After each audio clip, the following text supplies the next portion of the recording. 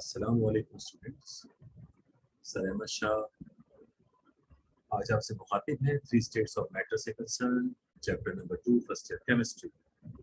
आज मैं आपसे बात करना चाहूँगा कि मैटर क्या है और फिर स्टेट्स ऑफ मैटर में गैस क्या है और फिर kinetic molecular theory of gas को क्या और कैसे मुख्तलिफ साइंटिस्ट ने एक्सप्लेन किया।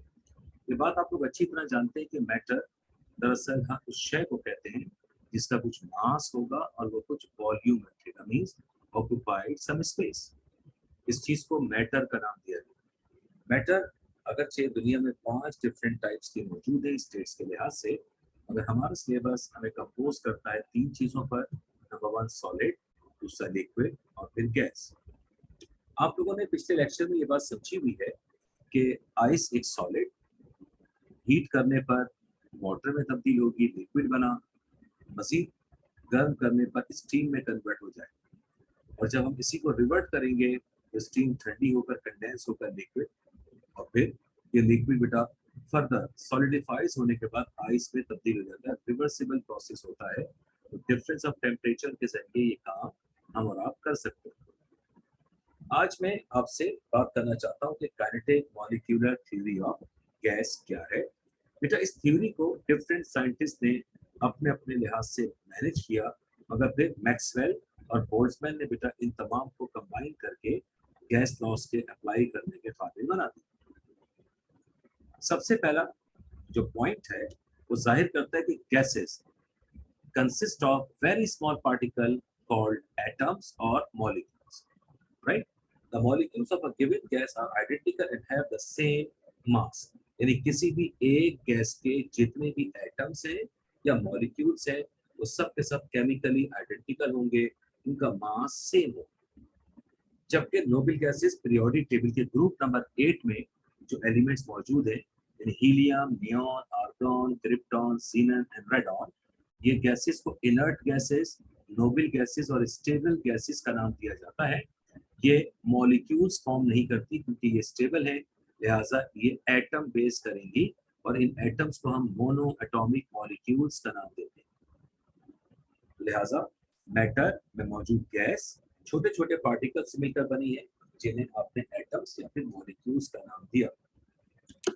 इंटरमॉलिक्यूलर डिस्टेंसेस यानी वो डिस्टेंस जो एवरेज डिस्टेंस कंसीडर किया जाता है between the two successive molecules और एटम्स, इसको नाम देंगे इंटरमॉलिक्यूलर डिस्टेंसेस।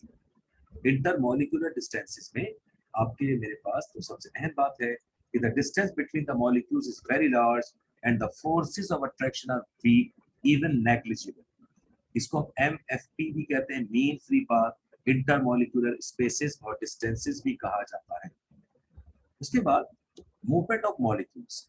अच्छा, गैस के मॉलिक्यूल्स हर डायरेक्शन में, all the direction, they perform random motion. Gas molecules perform random motion with high velocities. They move in straight lines with a uniform velocity and change direction on collision with other molecules or the wall of the container. Most important thing, the nature of collision among the molecules is elastic collision, means there is no loss or gain of energy for the atom when they bounce back, when they strike on the wall of the container, or they just collide among them. So this kind of nature of collision is elastic. All collision of gas molecules is perfectly elastic. All collisions of gas molecules is perfectly elastic.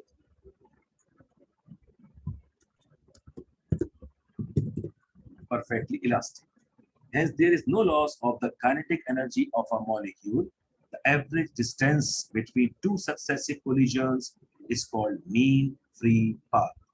यानी हम और आप इस बात को यूं समझ सकते हैं कि जब ये दो एटम आपस में टकराए या मॉलिक्यूल्स आपस में टकराए, तो ये आपस में टकराने के दौरान जो उनका डिस्टेंस है यहां से लेकर यहां तक, इट इज कॉल्ड एमएफपी।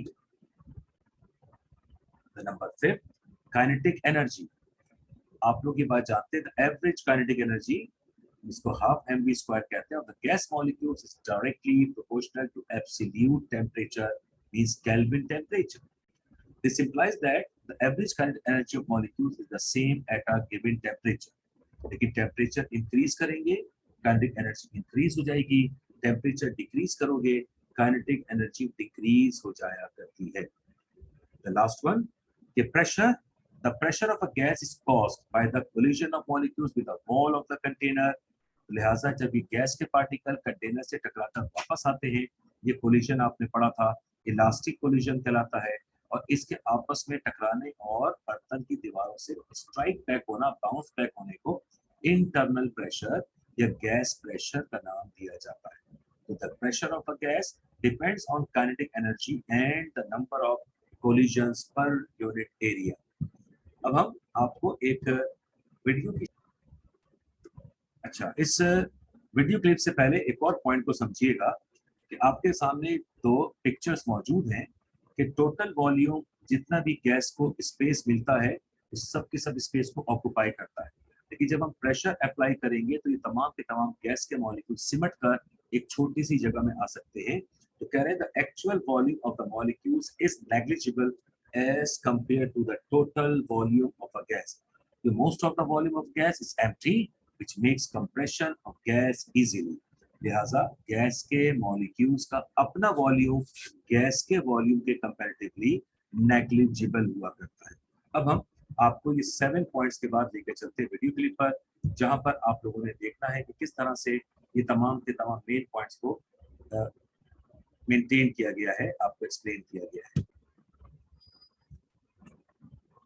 जी, अब हम आपसे इस वीडियो क्लिप को आप लोग देखिए किस तरह से kinetic molecular theory of gases को एनिमेटेड फॉर्म में आपके सामने डिस्क्राइब किया जा रहा है। तो kinetic theory of gases, different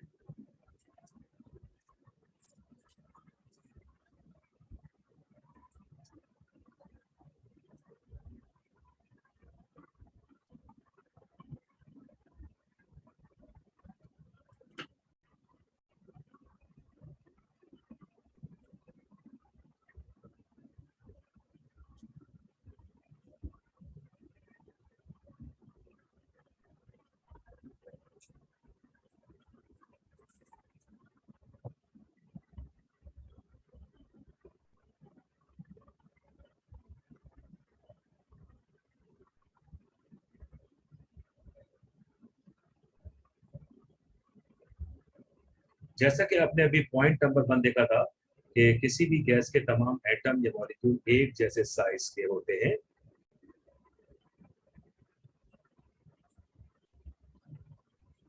अब देखो ये जो दो पार्टिकल्स के दरमियान फासला पाया जा रहा है इसको MFP का नाम देंगे।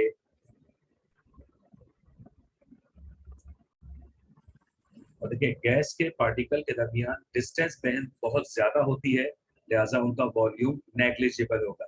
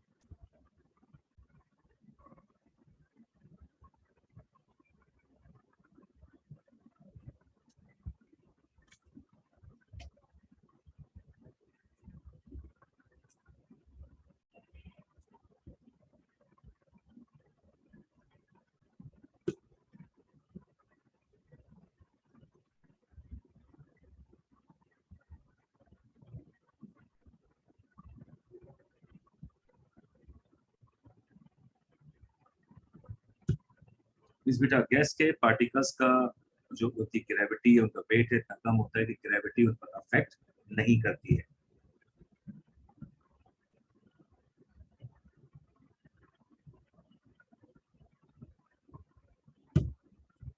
इस तरह आपने इस वीडियो क्लिप में देखा है कि kinetic molecular theory of gas के मेन पोस्टुलेट्स क्या थे। आज हम ऐसे भी सिंपल से टॉपिक की बात आज हम कंप्लीट करेंगे। इंशाल्लाह नेक्स्ट लेक्चर के साथ फिर आपके साथ मिलते हैं। उस वक्त तक के लिए अल्लाह हाफिज।